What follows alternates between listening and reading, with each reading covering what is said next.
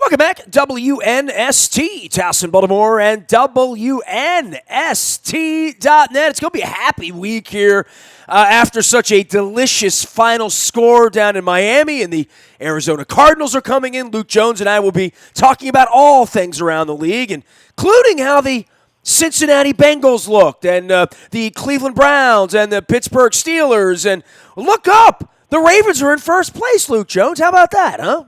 Absolutely. I mean, you'll take it, and not exactly surprising that the Ravens won. Certainly no one expected it to be 59-10, but I think everyone expected 1-0 for the Ravens. But you look around at the rest of the division, I think Cincinnati, I mean, they gave a representative effort against Seattle on the road, certainly had opportunities to win that football game, and probably kicking themselves in that way. But you look at Cleveland against Tennessee at home, wildly unimpressive. I mean, wildly disappointing for that hype train. And then Sunday night, Pittsburgh going to New England and doing what, well, the Steelers always do in Foxborough. They lose, and they just, Tom Brady and Bill Belichick are in their head. And it was a woeful performance for them on the heels of Antonio Brown signing with the Patriots. So, Steelers had a good week right up until they had to play, right? Right. But you look at the AFC North, and Ravens atop the AFC North, and you hope it stays that way if you're a Ravens fan. But understanding that, it's going to get more difficult than the Miami Dolphins. Maybe not necessarily against Arizona, although give Kyler Murray a lot of credit the way he played to force a tie against Detroit after it looked like they were going to lose. I mean, I even turned off Red Zone thinking that game was over, but still not a team that you necessarily expect is going to come into Baltimore and give the Ravens a heck of a fight. So great opportunity here to go 2-0, and then after that, the schedule picks up, but have to be feeling confident, have to be really excited based on everything we saw on Sunday, other than, I guess, the knee injury to Jimmy Smith, which the good news is sounds like that's not a season-ending thing, but does sound like he's going to miss some time. He is Luke Jones, Baltimore Luke, and Luke at WNST.net. He's going to be out at Owings Mills all week long, getting things ready for action as we get ready for the Arizona Cardinals this week. Jimmy Smith out, and Tavon Young. Hey, man, look, this is what we talked about with deep depth back during draft time, free agency time, after the draft, all summer long. It felt like a complete unit a month and a half ago. You take a nickel out and say, well, he was an emerging guy and a guy you want. And you're like, well, maybe Jimmy can't play. Lee's Frank coming back in his 30s, lost a half a step, which is 2 steps if you're a cornerback. And now who's going to step up? And, I guess this is where it is across the roster to say who's next guy up, because we're barely wondering who the starters are at this point, let alone who the depth chart would be, right? Sure. And if you're going to have injuries, this is the place to have it, the cornerback position. But that deep depth that we spent so much time talking about in the spring and the summer, it's being tested already. I mean, they lost Tavon Young for the season. Brandon Carr's kind of stepped into that nickel role, although they used Chuck Clark a little bit there. Maybe we'll see Cyrus Jones there a little bit like we did in the preseason. But clearly Tavon Young provided the most upside and was emerging as at least an above-average slot corner, and now with Jimmy Smith. And it sounds like this kind of fits the profile of an MCL injury, the way that John Harbaugh described it, saying that he's going to have an MRI. They're still not entirely clear if it's going to be, quote, days or weeks. But when you saw that injury with Patrick Owasso crashing into his knee, it looked like an MCL at the very least. That's what my gut reaction was, although not professing to be a medical expert by any means, but that's kind of what my gut was. So we'll see how this plays out. Again, we'll get hopefully a little more clarity over the next couple days, but sounds like he's going to miss some time. So in the interim, that's going to mean more opportunities for Anthony Averett, who is someone that I've been high on going back to last year, where he filled in some for the Ravens really down the stretch. I believe it was the Kansas City game where he played almost exclusively in the second half of that game and really presented himself well. So I think he's a guy that would start for at least a number of teams around the league. So this is actually the silver lining. Certainly you don't want to have Jimmy Smith missing time, but he's in the last year of his deal. He's 31 years old. And if you want to try to evaluate a young guy that you are high on, which the Ravens have been high on Averett, this is an opportunity to see him for an extended look. And he slipped in coverage on the Dolphins' one touchdown that they were able to manage late in the second quarter, but he also made some nice plays. And again, he's someone that I think has the ability to start in this league, and doesn't mean he'll necessarily be that guy, but in the meantime, however much time Jimmy Smith's going to miss, he's going to have to step up. Of course, they have Marlon Humphrey on the opposite side, and Brandon Carr is kind of in that nickel spot now in place of Tavon. So it's not ideal, but if you're going to have injuries, cornerback is the place to have it, and that's why the Ravens were so reluctant to part with Jimmy Smith despite his cap number. That's why the Ravens were still drafting a corner in the fourth round in Amon Marshall, who's on IR, but he could return a little bit later in the season. So, again, that deep depth, not so deep anymore, but they're not in a position where it's crisis mode just yet when you still have Marlon Humphrey and Brandon Carr you can depend on. For you, with the impressive nature of this, what impressed you the most about it, other than saying, well, Lamar's a weapon? I mean, I get that, and Lamar throwing the football a little bit. I think it's hard to be impressed when you're playing a team that might go 0-16, right? Like, are we this good or are they this bad? I don't know. I'll let you know in a couple of weeks. But I know Miami stinks, and I know the Ravens did some good things. I don't think the Ravens would have looked the same against the New England Patriots on Sunday night in Foxborough, but and the Pittsburgh Steelers had to go deal with that, right? But we're trying to wonder where's the bar when you're measuring yourself literally against a team that would be relegated if this were soccer, Right, and that's what's difficult about this. I mean, believe me, it's a good problem to have if you're a Ravens fan waking up and they're 1-0 and you look at the rest of the AFC North, but you do have to at least acknowledge Miami brought 14 new players in at the end of the preseason. The end of the preseason, that's a quarter of their roster. I mean, that's unheard of. They have, I think it was 21 or 22 players returning from last year, and it's not as though the Dolphins were all that good last year.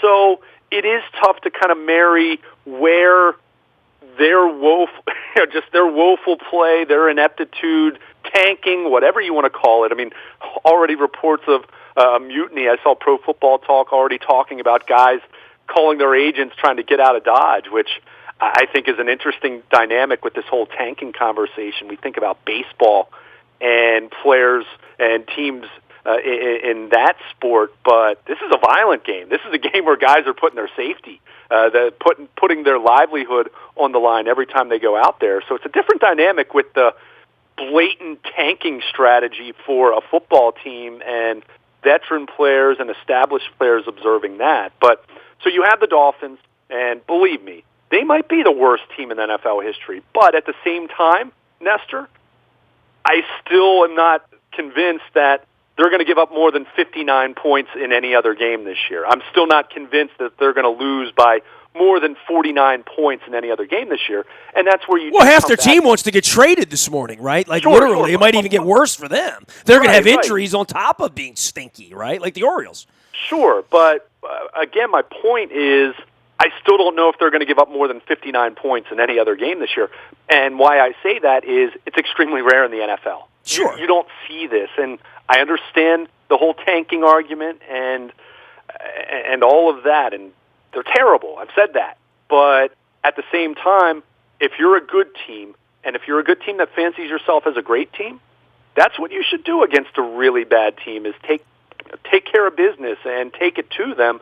How many times have we seen the Ravens, or anyone else for that matter, play down to the level of their competition in the NFL? It happens all the time. You don't see Maryland against Howard very often. You typically see one-score games, two-score games, and even think of the Ravens against the Browns for so many years. I mean, the Ravens, yeah, they typically win, but how many of those games were close in the fourth quarter? So I don't want to be completely dismissive of what they did, because it is still the NFL, and specifically Lamar Jackson.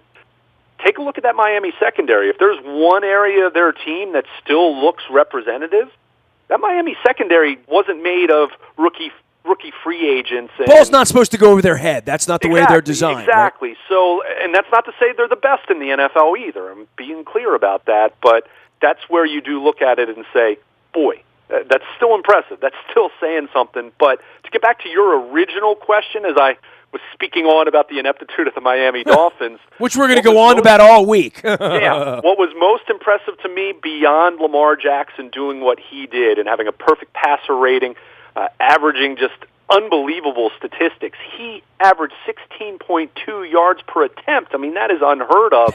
But beyond him, let's look at Marquise Brown for a second. 5 targets, 4 catches, 147 yards, and 2 touchdowns. Nestor, how many snaps do you think Marquise Brown played on Sunday? Oh, I saw your tweet about it, which made it even more incredible. I mean, I guess all of us would say, well, he must have been out there running around in the second half, right? He must have played 30 or 40 snaps because we had the ball, right? No, he did not. He had 14 snaps, and that was according to the official game book that they put out. And I even saw the NFL's next-gen stats, which does all the player tracking and how fast they are, things like that. I believe they had him down for 12 snaps. So I said it throughout the week, and I've said it the last few weeks. I told you he would be limited from a standpoint of just how acclimated he is within this offense. Well, he was. He only played 14 snaps, but he had a banner kind of day and had one of the best days ever for a rookie wide receiver making his debut. So just imagine what the possibilities might be when he is fully acclimated in this offense. That had to be the most impressive by far if we're going beyond just the incredible performance that Lamar Jackson put on the field on Sunday. Luke Jones is on the Lee Tessier team hotline. Lee Tessier and his crew selling my condo, selling your house. That's what they do. Get an instant cash offer on your home. Give Lee a ring or find him out at Lee Tessier Real Estate. Also, our friends at Royal Farms, real fresh, real fast. The tasty Kona in my blend and the waffle sandwich is now available at Rofo. They shut down my Chicken Palooza, but that's not going to stop me from getting the fried chicken and the Western fries, as well as the coffee that starts the day. Royal Farms, real fresh, real fast. My Sporticulture lava lamp is heating up here nicely for the football season. Not nearly as hot as Lamar Jackson and the Ravens were on Sunday. You can find my lava lamp as well as flowers of all kinds and smells and mums, and it's that kind of year. Sporticulture.com. One click, you can order those flowers, send them anywhere. You can even send a consolation flowers to your Browns and Steelers fan friends. Compass Point, when the weather is good, you can still hit the golf ball, and this is the best time of the year. Ask anyone that plays golf. Get on down to Pasadena to see our friends at Compass Point, 36 bikini waxed greens. I got to get out and give the King a ring. King Discount Liquors, it is springtime. Bought a case of wine a couple weeks ago, but I have no beer in the house right now, so I got to get out and see Johnny Bev, Paul King. We'll be getting over there. You'll see the new commercials. I've just cut them. If you're watching the Orioles games, if you're still watching the Orioles games, they appear once in a while. I got a ping on that the other day. Somebody's watching the Orioles and seeing me, King Discount Liquors, catching all sorts of balls. Luke, for you, the impressive part of this obviously is winning and the head start on the year, where we are. I don't know that we judge this in that way. We wrote about this all last week. Like, how are you going to judge yourself against the Miami Dolphins? The thing that I'm writing about at WNST.net, and I tweeted about when it was 28-0, or maybe it was 35-3, which is they're not playing Spurgeon win, right? So I knew that there would be a counterpunch. I knew that this is the reason you want Ryan Fitzpatrick as your quarterback, because he's not on the sidelines with his feelings hurt, worrying about losing his job, worrying about his next contract, worrying about how his wife feels about it. He literally is going to come back out there and try to throw the ball over your head, which he did, right? So when it was that, I said, well, it's not preseason anymore. And I said something to that effect to Tony Jefferson after the game. And I think what I meant was the starters aren't going to rest all of a sudden because it's 35-3. And on the other side of the field, there was a guy who at least is going to give you a better look than, let's say, Nick Foles did on the backfield 6 weeks ago in some 7-on-7, that it is real football at that point in a way that they haven't experienced it at any point, and that Fitzpatrick would be someone that Wink Martindale would want to pay to run scout the rest of the day, I would think. I think the Ravens got a nice look in the second and early in the third quarter to play real football in a way that they haven't played real football yet, which we can all acknowledge the preseason is not real football. Sure, and let's be clear. I mean, when it's 28-0, no one's going to have the same level of intensity as you do when it's 13-13 in the midway through the third quarter. I mean, it's just human nature right there. But I think your point is well taken from the standpoint of look at the quarterbacks that they played in the preseason. I mean, Jacksonville, Nick Foles didn't play. Aaron Rodgers didn't play for Green Bay. They didn't see Carson Wentz in Philadelphia. So you kind of look at that, and they're not playing very much in the preseason anyway. So you do have a certain amount of unknown in terms of how guys are going to respond to playing 50 snaps. And look, I mean, Ryan Fitzpatrick is what he is. He can play great in short spurts, and he even made some outstanding throws over the course of Sunday's game. But you also get the bad, the throws where you're just scratching your head at what was that. So I think in some way I'd call it a nice tune-up in that regard for a defense that has some new pieces, is relying on some young players at some spots where they didn't have to play a whole lot in the past. I mean, you look at the final snap count and you see guys like Tim Williams and Tyus Bowser playing more snaps than they ever have before because, well, they need some guys to play outside linebacker because you can't have Judon and Pernell McPhee playing every single snap. So you definitely have some of that. I mentioned Anthony Averett a little bit earlier, but I think it was a nice little test for them. Not that Ryan Fitzpatrick is a top 10 quarterback or anything crazy like that. Not that Miami offense is going to be anything formidable, but from a standpoint of going from preseason where you don't play at all to week one where suddenly you're out there for somewhere in the neighborhood of 50 to 70, maybe 80 snaps before it's all said and done. I think it was a nice little test for them. I do think the pass coverage was a little leaky, especially in the first half, compared to what they expect, compared to their high standard. But again, when you're within the context of a 59-10 game, that's more constructive criticism than anything else. And this defense is going to be tested way more than they were on Sunday as we get into the next few weeks. But certainly a nice little transition, if you will, from preseason to regular season action when you're going up against a Dolphins team that's completely overwhelmed. What was the most impressive thing you saw Hollywood Brown do before we saw him do what he did on Sunday? I mean, you see his speed, you're on the back, and honestly, early in camp, he wasn't even right. I mean, we were talking all last week about whether he would be right or not. I think we saw the impressive part of him, his game on Sunday, but I'm just wondering how many people saw anything like that out in Owings Mills before we saw it at full speed Sunday.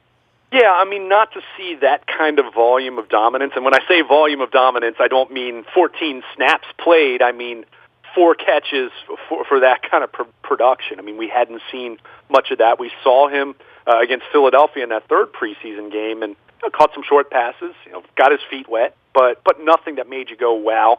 But, yeah, I mean, we certainly saw the flashes of speed. I'm not going to say we didn't see that, but beyond that, I think the thing that I was most impressed with, which didn't necessarily show up on Sunday, but it's his hands. I mean, even when you see him go through pregame warm-ups and he's just messing around with Lamar Jackson or Robert Griffin or even Trace McSorley throwing the ball when special teams practice is going on and he's just getting some individual work in with those guys, kind of in that catch-up mode that he's been in because he missed all the spring and the beginning of training camp. It's just how strong his hands are. You think of a guy that's 5'9", 170, and he's not impressive from a stature standpoint, but he really comes across as someone who has strong hands. So I don't know how much of a factor that was on Sunday. It's not as though he went up and was catching a jump ball or a fade route or anything like that. I don't think that's ever going to be his game. But there are going to be 6'2" and 6'3" cornerbacks the rest of his career, and there have been, running around in college the whole time, right? Sure. But you still have, at some point in time, you still have to have strong hands. You still have to be able to make catches in traffic. And even if that necessarily wasn't what flashed the most on Sunday, that's what I've seen from him in a practice setting that I've been most impressed by beyond the speed.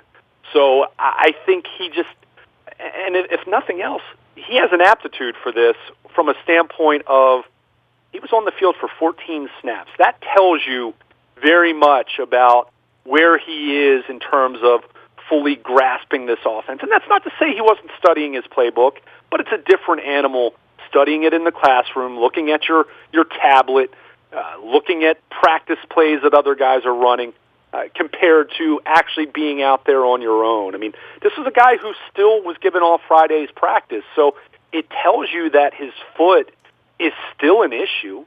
Not to say he's in intense pain or debilitating or he's had a setback, but it tells you that he's still feeling it because they're still giving him some practices off from time to time. So with that in mind, for him to go in there, even if it was a package of 10 to 15 plays at this point that he feels really good about running, he still went out there and executed that. And as I mentioned, I understand the Dolphins are terrible, but you do look at that secondary, and that secondary, you recognize those names. I mean, Minka Fitzpatrick and their corners and the safeties. I mean, they're guys that have played in the league. Not that they're the Ravens secondary, but it's at least a more representative part of that football team compared to some of the other areas that are clearly lacking. So for him to do what he did and to see them react to his speed and some of the cushion that they started giving him, I mean, that really says something. Now, I mean, the big adjustment for him will be now there's tape. Now teams have seen him do it at the NFL level, not just at Oklahoma, where everyone scores points in the Big 12. So there's going to be that challenge, but for him to do that after playing so little football this spring and summer, I mean, that has to excite you, and you just start to think about the possibilities when he's fully grasping this offense and fully acclimated to think what could happen. Not that he's going to have 2 touchdowns and 140 yards every single week, but just the diversity in what you're going to be able to run. That's pretty exciting. Luke Jones can be found, Luke, at WNST.net. All of our WNST coverage, including our live shows, all brought to you by our friends at Fremont Mortgage. Don't make a 30-year mistake by choosing the wrong lender. You need Carl Delmont and our friends at Fremont Mortgage. He's going to join us this week. You're still involved with the Harrisburg Eat, and whether you're buying or selling or thinking about it, you need to have your head in the game. Fremont Mortgage, they take care of you, make you smarter. Learn more at Fremont.com and their educational series and everything they do up online. Our friends at Al's Seafood in Essex, they had Robert Irvine come through and show improvements. Can't improve upon those delicious steamed crabs. It's the time of the year to be getting the big fat crabs. The dining room is now open down at Al's Seafood. It is beautiful. You haven't been down at Essex, make sure you check out the oldest crab house in Baltimore, Chad the Crab Man, now a TV star as well. Our friends at Charles Newsonoff & Sons, Fix My Wife's Wedding Band. They can sell you some jewelry, watches, engagement rings, anything you need for her or for you at Charles Newsonoff & Sons, 410-661-5050. Make sure you tell Sydney that, are the Mets still alive? I don't know. Haven't been watching a lot of baseball. They'll give him a hard time. Strategic Factory, marketing, printing, promotional goods of all kinds, including hats like my Curio hat and shirts like my Nasty Bit shirt. Let them help you promote your business. You'll look great doing it. I have some new Baltimore positive swag that I'm working on right now, so you'll be seeing that as part of what we're doing. Find them out at Strategic Factory. They are local. Shirts, hats, promotional goods, and the strategy that goes behind all of it. Our friends at Strategic Factory. Don't forget, Baltimore Positive this week. We are with Sarah Heminger of Thread. Everyone wants to meet Sarah Heminger. I'm really excited about this interview. Don Moeller and I will be together Thursday. That's going to be at Jennings. And then on Friday, we'll be with Ben Jealous, former gubernatorial candidate. We'll see what he has on his mind about politics and governors and mayors and the state of Maryland and the NAACP and anything else that is on our mind. That's going to happen at State Fair Friday. This week, Ron Shapiro on Baltimore Positive, as well as Reverend Al Hathaway, which is one of the greatest conversations that I've had on radio. You will hear that at AM 1570 this week, and you can find all that at Baltimore Positive. We're back at Fadley's, although they were on a down week last week. They're back open. You go get a crab cake over at Fadley's anytime you want, as well as our friends at the Greater Baltimore Committee and Don Fry and our group. We're bringing them back in to talk about Light City and about all the cool stuff that's going on in Baltimore this fall. Nothing cooler than having a 1-0 football team. The Arizona Cardinals come in this week, Luke. I know we're going to have a lot to talk about on a tie, the rare tie, although they're not as rare with these 10-minute overtime periods, and I know you're down on that. But the rest of the league was also fascinating because when you're winning 28-0 5 minutes into the game, you sort of realize you're going to win. Then all of a sudden it's like, how about those Cleveland Browns, huh? Yeah, I mean, it really does give you a chance to kind of take inventory, and we know it's week one. Week one's weird. Even from the standpoint of, look at last year, the Ravens blew out the Bills, and then they go to Cincinnati and they played pretty poorly. And we know that week one doesn't tell the story for any team. I mean, we can all remember great teams that have lost week one. We can all remember teams that ended up being terrible that blew the doors off someone and just. They ended up being, they ended up still being 4-12. So you'll see some weirdness. You'll see some scores that make you scratch your head. I still think you look at that Tennessee-Cleveland game and look, I predicted Cleveland to miss the playoffs, but I also don't think the Browns are going 2-14. But that looked like the 2-14 kind of Browns on Sunday. I mean, that was a terrible performance. Penalties galore. Baker Mayfield not very good. They had issues with their offensive line, which is one area that a lot of people pointed to as a concern. But at the same time, I don't think this performance necessarily changes my mind that the Browns are going to be really competitive, and I'm not convinced that Tennessee is going to be all that good, even with the 30-point win. Oh, you're convinced that the Browns are really going to be competitive. You are. Sure. They had to go out and do it on Sunday and couldn't. So, I mean, really competitive means... Well, the world thought they were winning 11 or 12 games. You're doing exactly what I just said. I mean, you're overreacting. Look, I'm not crowning the Browns. Well, let's be clear about that. I just said I think they'll miss the playoffs, but I saw what they did last year. But week one is also that week. That's why I'm giving the Ravens a lot of credit for what they were able to do, even against an awful opponent, because you never quite know. And especially now in this day and age where teams don't play in the preseason nearly as much. I mean, look at that Thursday night game, the Packers and Bears. I mean, 10-3, really? I mean, did anyone really think it was going to be that? That was like barely football. That looked like a scrimmage. Yeah, I mean, unless it was just two great defensive teams. And look, the Bears have a terrific defense. Maybe Green Bay has a much better defense than anyone thought. Darius Smith looked good for them. But my point is, week one's there's always a couple results in week one that just makes you scratch your head. I mean, go back to week one last year. What? Tampa Bay beat New Orleans, if I recall correctly. Did that make any sense? No. So you just look at it, and it's one data point. It counts. I'm not saying it's meaningless, but you will see some weird results. You will see some games that just make you scratch your head. So from that standpoint, I think it's unwise to completely tear up your preseason predictions and say, well, okay, I think the Ravens are going 14-2 now, and I think the Browns are going to be 1-15.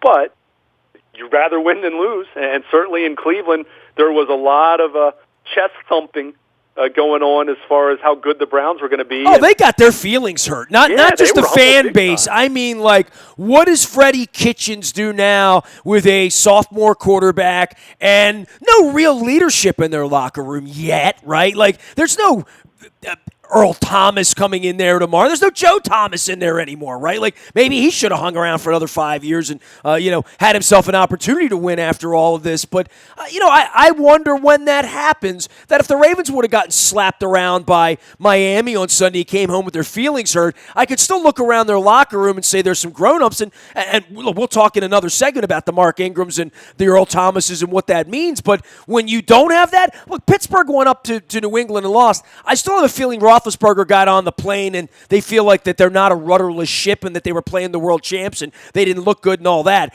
I'm not ready to write Pittsburgh off. But Cleveland, I don't know what they are. And this is going to be a nice time to see what they are when you lose a game like that to start your season. I mean, that, overreact, all right. I'm not a Browns fan. I'm not going to overreact, but I'm going to react. And the reaction is, it's not good.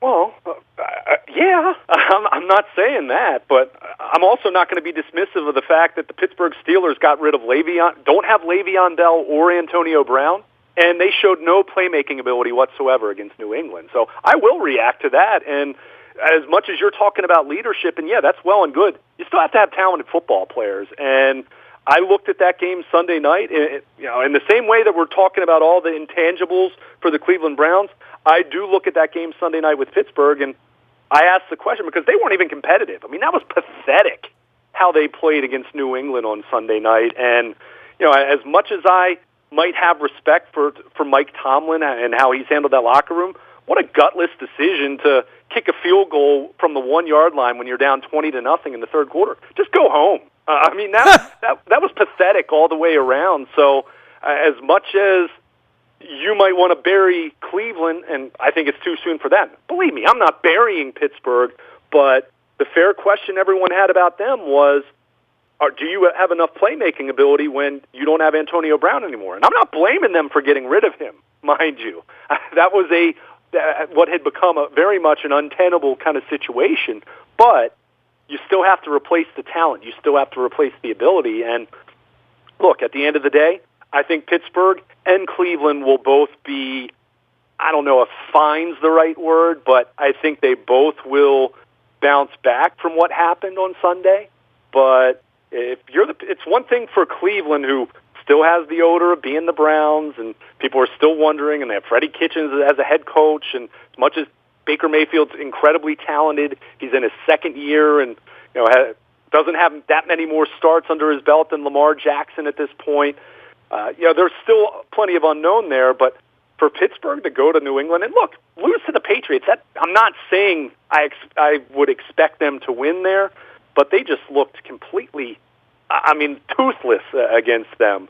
And to think that New England did that to Pittsburgh, a 30-point win, and they have Antonio Brown showing up in the building. Strictly from a talent standpoint, we'll see how it plays out beyond that. Believe me, I'm as skeptical of that part of it as anyone, but from a talent collection standpoint, the rich certainly get richer in that regard. So, hey, if you're the Ravens... Hey, the Bengals almost won. Sure. But right, and hey, give them some credit for the way they competed. And I've said, and I've felt this way throughout the offseason, or I still think Cincinnati is competitive enough to mess up this division. Not that I think they're going to win it. Not that I think you better make sure we're not the ones they beat, right? Literally. How many years have the Ravens clearly been better than the Bengals on paper? Yet they go to Cincinnati, or Cincinnati comes to Baltimore Week 17 and knocks the Ravens out of the playoffs. So we've seen that scenario. So I think, long story short, Ravens, they were blessed by playing the Dolphins Week 1. There's no doubt about that. But take advantage of those little, not a scheduling quirk, but whatever point in the schedule where you find yourself, take advantage of that. And, hey, clearly the Browns and the Steelers are reeling after Week 1 losses like that. So you hope that lingers a little bit more before they get their sea legs. And, hey, but you might have a 2 or 3 game lead in the division if you take care of your own business here over the next several weeks. So it's going to get much more difficult, and certainly no one's crowning the Ravens after a win over the terrible Dolphins, but you'll surely take that over what happened to Cleveland or Pittsburgh, who their fan base is waking up after Sunday's game and just asking, what the hell happened?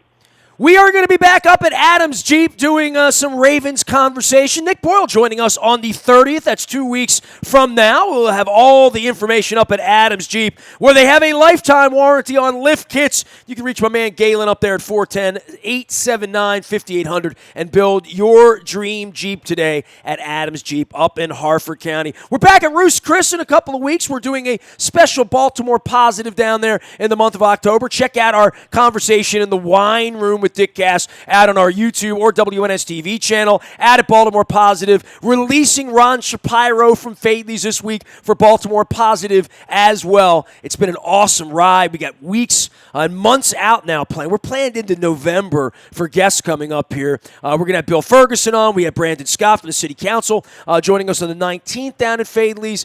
We are getting together with all sorts of leaders from Baltimore Homecoming and J.M. Shapiro and others. That's going on in October. Ben Cardin joins us in October. John Sarbanes joins us in October. We are alive and well at Baltimore Positive and trying to make our city better. Curio Wellness can make you better. The holistic spa with the top-of-the-line products with the experienced pros. Brian Sanderoff will join us this week. Committed to cannabis education, but your holistic health and wealth as well. As the spa in the back, they do acupuncture, do all sorts of cool stuff over there, as well as vitamins and holistics. Brian's there for you. The Curio Way is there for you at CurioWellness.com. Learn about all the tools in the tool chest. I will be at Curio from 3 until 5. Maybe wearing this hat. I'm not sure. This Friday, Purple Friday at Curio Wellness from 3 until 5. They say they're going to have cupcakes. They are not laced. They're just regular peanut butter and chocolate cupcakes, but they're delicious. Curio Wellness, we'll see you out there on Friday. You can find Luke at WNST.net. He's Baltimore Luke on Twitter. If you're looking for him, you better go to Owings Mills because that's where he is most of the week, getting ready for the Arizona Cardinals. If there's any breaking news, you get it first on the WNST Text Service. That's all brought to you by Coons Ford of Security Boulevard and our pal Dennis Colatzos. He'll be here on Thursday. He joins me earlier in the week. I join him on Thursday. Luke will join him on Thursday. And, of course, you can find him on Thursday afternoon from 3 until 5, the SSV on WNST, as heard on Sunday mornings as well. The Ravens are undefeated. No one else in the division has a win. It's a good week. Enjoy it. Savor it. It's a purple week all week long here. We are WNST.net, AM 1570 and WNST, Towson, Baltimore. We never stop talking Baltimore sports and Lamar Jackson and victories.